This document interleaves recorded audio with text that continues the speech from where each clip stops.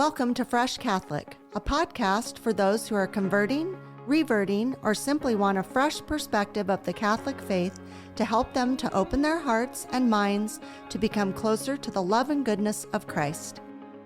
My daily prayer is that I will be a bright light to others, to be filled with the love and light of Christ, so that when people look at me, they see Him radiating out from me for His glory. Hello and welcome. I'm Lori Balderas, and I'm so happy you're here. So I've been living with a lot of chaos and uncertainty lately, and I have to say it doesn't feel super great. I'm laughing, but it's not funny. You know, when you're watching a show and bam, there's that loud, annoying snow that comes on? That's how I feel in my head some days these days. Not good. I mean, I know that life for many people is always chaotic, especially in this day and age. I don't think any of us feel good when we're living in a chaotic situation or when we have turmoil in our lives and hearts. It just doesn't feel good. I'm sure we've all experienced that many times. There's just so much angst and anxiety in the world today. There's so much unrest and chaos. I just feel there's anger and hostility, lying, cheating, stealing. It's just pure chaos. The definition of chaos is a state of utter confusion or disorder, a total lack of organization or order. I feel people are in despair, seeking things other than the Lord. I think that's really adding to the despair of our world today. Outside influences are definitely a factor. People are turning more to drugs, alcohol, pornography, and other dangerous things to escape all the craziness. But that just adds to the chaos. Again, funny, not funny. I'm laughing, but it's not funny. And I'm not saying we haven't lived with drugs, alcohol, pornography in the past. I just feel like it's way more available and it's definitely adding to the chaos.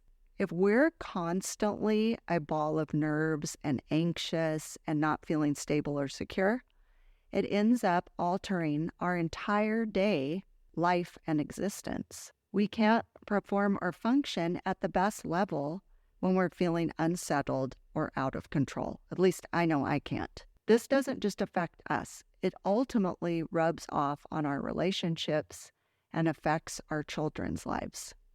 When mommy and daddy are frazzled, everyone feels it.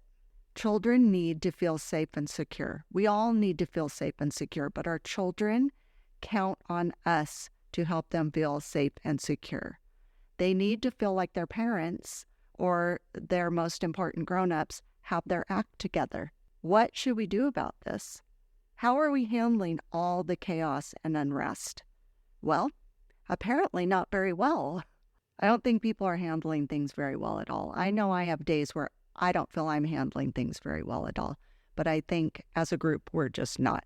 When we feel frantic and out of control, it's because we think we're in charge. We can't possibly be in charge of everything. Even if we want to be, we can't. We can't possibly anticipate and know exactly what we're supposed to be doing at all moments and all times. I know I struggle with decision-making and deciding if I should do something or not, how it's going to go, or what the outcome is going to be. But when you surrender to handing your life over to the Lord and putting Him in control, then you're able to have more peace because He's got your best interest at heart. He wants the best for you. You might not get what He's doing or what His plan is for you, but you should know that it's for your good. You should know that. And that in itself should give you peace and calm. I believe it's the people that don't have that in their life. They don't have God in their life. Those are the people that are extra struggling. God is being removed from every facet of our world today, from our homes, from our schools, everywhere. It's looked on as a negative. Being one with Christ is looked on as a negative thing, and it's not. Jesus is the way, the truth, and the life. And he is pure peace and pure love. And you know what, my friends? Satan hates that. And he has his minions causing much chaos, as you can very well see if you just look around you. It's not good. With all the chaos in our world, it causes me to think sometimes, where can we find peace? Well, it's in the Lord. That's where we find peace. We need a hefty dose of Jesus in our daily lives. The opposite of chaos is calm. The definition of calm is quiet and free from disturbance, not showing or feeling nervousness, anger, or other strong emotions. How can we have more peace and calm? I feel the Lord wants us to be peaceful and calm, and I feel we all strive for peace and calm, but for whatever reason, we don't work to have it in our lives. We do a lot of talking about peace and calm, but when it comes down to it, we're really not working towards it. We're not being proactive. One of the Gospels I love is Mark 4:35-41. Let me read it to you now. On that day, as evening drew on, he said to them, "Let us cross to the other side." Leaving the crowd, they took him with them in the boat just as he was, and other boats were with him. A violent squall came up, and waves were breaking over the boat, so that it already was filling up. Jesus was in the stern, asleep on a cushion. They woke him and said to him, "Teacher, do you not care that we are perishing?" He woke up, rebuked the wind, and said to the sea, "Quiet, be still." The wind ceased, and there was great calm. Then he asked them, "Why are you terrified? Do you not yet have faith?" They were filled with great awe and said to one another, "Who then is this whom even the wind and sea obey?" I just love that. I think about that frequently. Who is this that even the wind obeys? I just think it's powerful. I believe the Lord wants us to have peace in our families, peace in our marriage, peace in our church, peace in the workplace, but we don't always follow that. We add anger, selfishness, resentment, and power struggles. God doesn't want that. We're the ones that muck that up. I also believe that the Lord wants us to have less things in our life. I feel he would like us to simplify. When Jesus and I sit down and talk in adoration, that's the messages I'm getting. I've been getting more and more messages when I do go to adoration every Saturday, and the word I keep hearing in my head is eliminate. Eliminate keeps coming up. And I know, or at least I feel, that he knows I have too much stuff, whether it be actual items that I possess, or too much angst, or too many issues, or too many problems.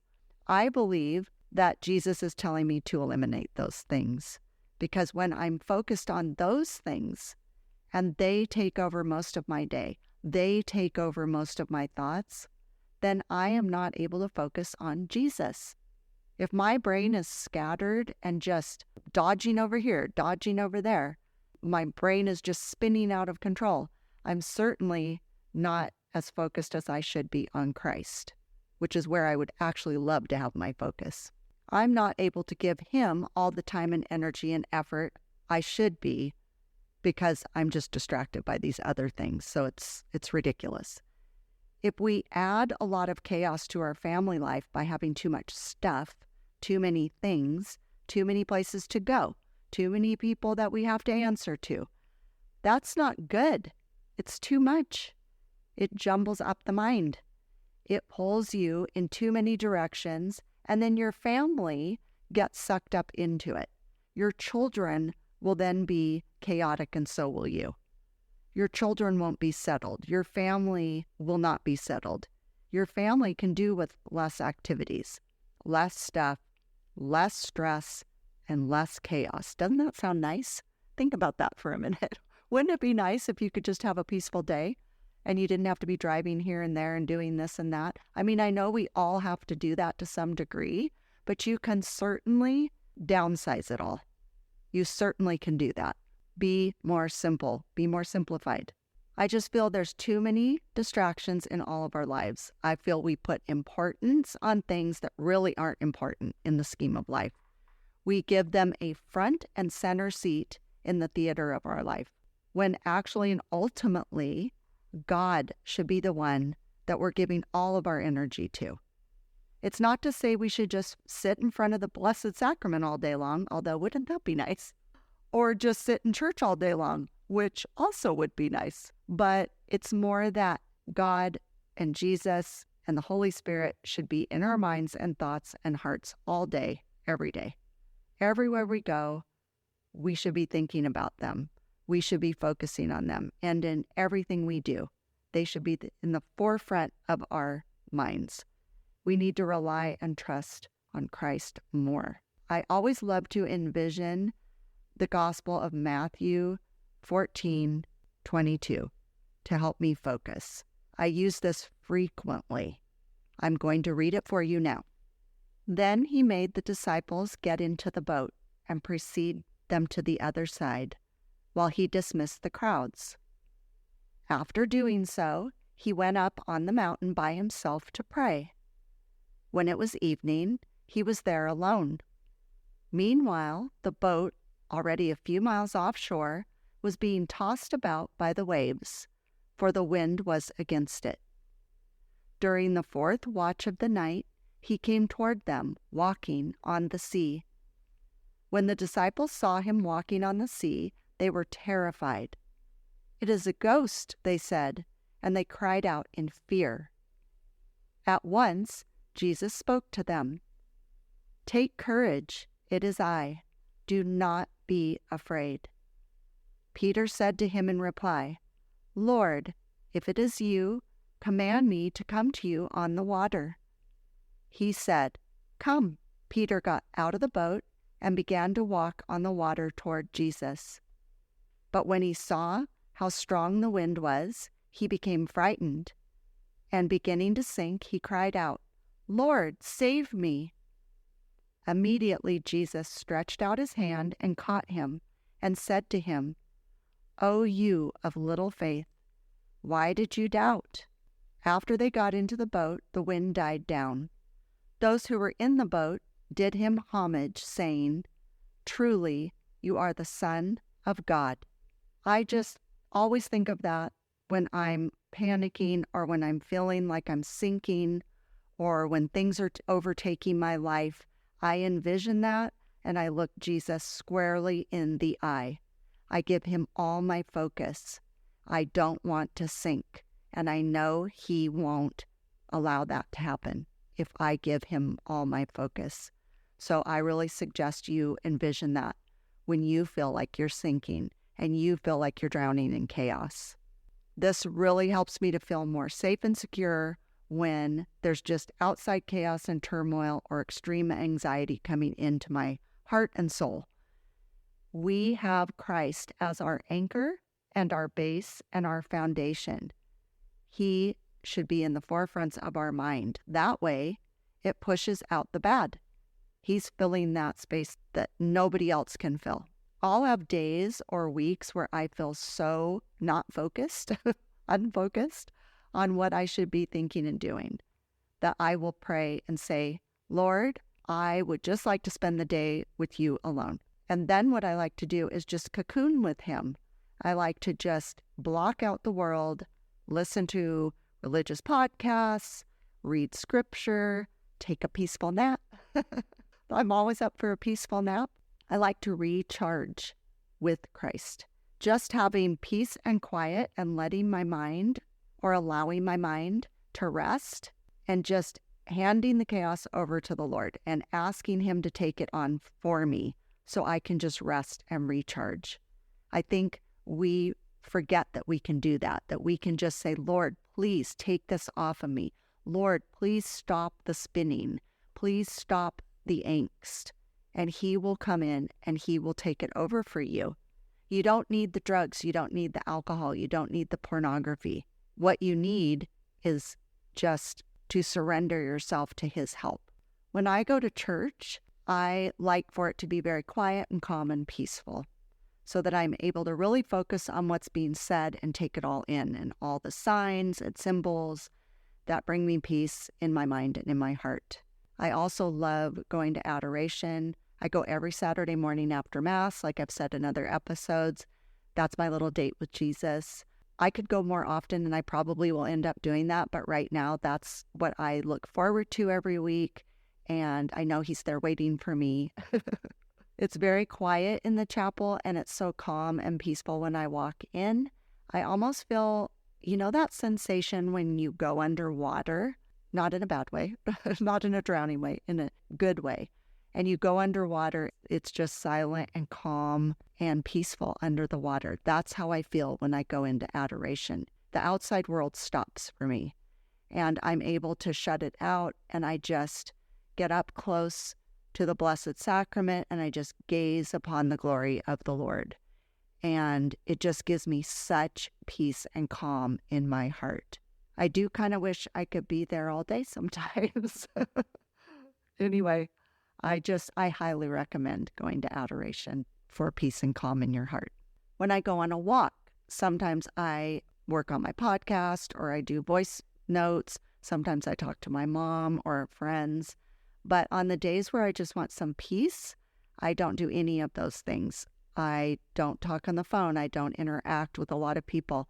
I will just take in the beauty of nature, the fresh air, pray, and focus on even just the peace and calm of just quiet. Even if I'm praying or not praying, I'm trying to just stay focused on peace. That really helps my heart to step away from chaos. So we can't directly eliminate all the chaos in the world. We can't eliminate all the anxiety that we're having or that other people are having. We can't stop the craziness that the people who don't follow Christ's teachings, are pushing on us right now. We can't control that. But what we can control is how we handle it. How can we find peace? Where can we find peace? And especially, in whom can we find peace with? I think after this episode, I hope you have some more answers to that. Putting aside time for the Lord, praying to Him and asking Him to come into our hearts and take the weight off of us so that we can function in a better way. That's how we can find more peace and calm. Without all the unnecessary clutter, anxiety, turmoil, and chaos, we can all be more focused, more faithful, and more fresh. You knew that was coming. Come on. Anyway, I hope you have a great week, and I hope you have less chaos and more peace and calm. And now I have some Fresh Catholic news. I am working with Sock Religious, the sock company. Ta-da! How fun is that? I have an ad for socks on my website. If you go to the podcast tab, you can order socks and get 10% off. Tell your friends. I think it's very exciting. Father Matthew and I are big fans of this company. He and I both have their socks. They are great quality and great gift ideas. They're very fun. They have saint socks. They have all sorts of religious socks. It's so fun to pick and choose all the varieties they have. And may God bless your tootsies. Also, I now have my Patreon channel, so it's very exciting. And I have different levels of the Patreon. So I hope you will be a part of my friend group. The levels range from $5 to $250 a month, depending on what kind of friend of mine you want to be. Go check it out so you can see what I'm talking about. There are perks to being a member of the Patreon. There is exclusive content. There are Fresh Catholic behind the scenes, where I give the concept and anecdotes about the creation of the episodes. And another exclusive content is Fresh Catholic Afterthoughts, which are what I wanted to say, but couldn't say for fear of being canceled. It's very juicy. And there is merch. I have water bottles, keychains, hats, bags, rosaries. Depending on the level you choose, you will get some merch. And then you can be walking around wearing Fresh Catholic stuff and using your keychain. I think that's very exciting. And if and when you become a member of my Patreon, please tag me in social media. Take pictures of you with your merch. That would be really fun. So I hope you will consider supporting my podcast. I really need your help, and I would so much appreciate any level you would like to join. That would just mean so much to me. And please follow me on social media at Fresh Catholic so you can hear my 30-second videos. That would be great. Please send me emails, Lori@freshcatholic.com. I love to hear from you. And keep up the good work, Eddie. I am really enjoying your emails you're sending me. I feel like we're big buddies at this point. So thanks again, Eddie. So thank you for listening today. Thank you. Love you. Bye. Thank you for joining me today. Now go out and be a bright light in someone's life. And remember, be focused, be faithful, and be fresh. Fresh Catholic is produced, edited, and recorded at Wonder Mouse Studios in Ventura, California.